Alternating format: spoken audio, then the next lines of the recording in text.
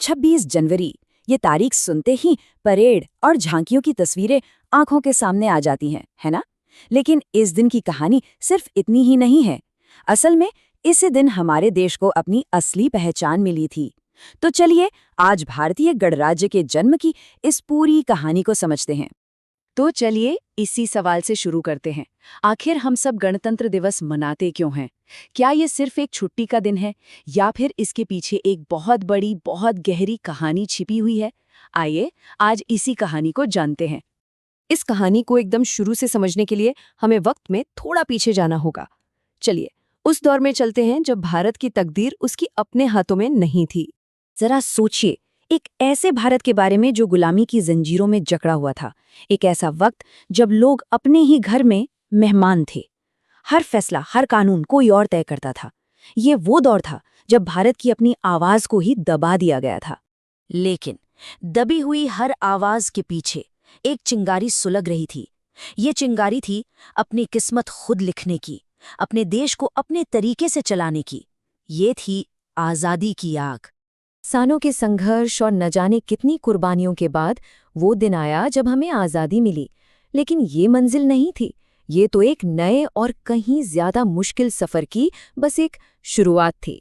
देखिए, 15 अगस्त 1947 को देश आज़ाद तो हो गया, लेकिन एक असली गणराज्य बनने में हमें करीब करीब 2.5 साल और लग गए।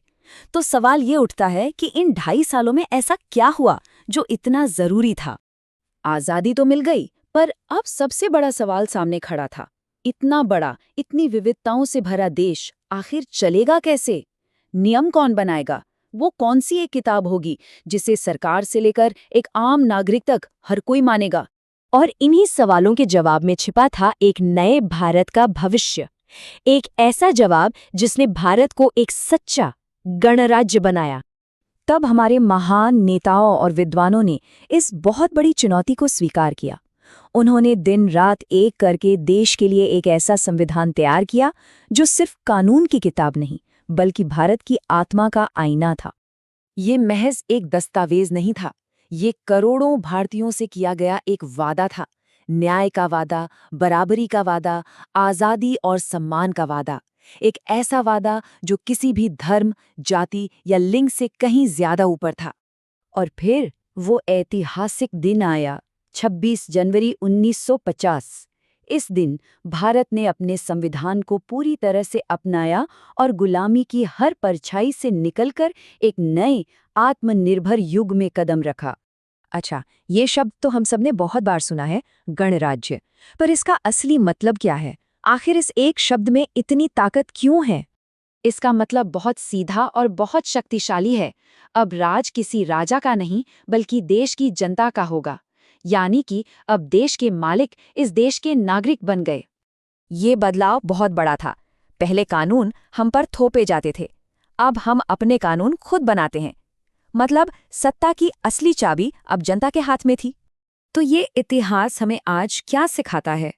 ये हमें सिर्फ हमारे अधिकार नहीं, बल्कि हमारी जिम्मेदारियां भी याद दिलाता है। इसलिए हर साल 26 जनवरी को जब हम तिरंगा फहराते हैं और राष्ट्रगान गाते हैं, तो ये सिर्फ एक जश्न नहीं होता। ये हमें हमारी उस जिम्मेदारी की याद दिलाता है जो एक आज़ाद देश के नागरिक होने के नाते हम सबको मिली है। ये हम सबकी एक साझा जिम्मेदारी है कि हम अपनी इस कीमती आज़ादी को संजो कर रखें, अपने संविधान का पूरा सम्मान करें और कंधे से कंधा मिलाकर भारत को आगे बढ़ाएं। तो अगली बार जब भी कोई पूछे कि हम गणतंत्र दिवस क्यों मनाते हैं, तो गर्व से कहिएगा, क्योंकि इसी दिन भारत ने दुनिया को दिखाया कि वो सिर्फ आज़ाद ही नहीं, बल्कि एक लोकतांत्रिक, संप्रभु और ताकतवर राष्ट्र है।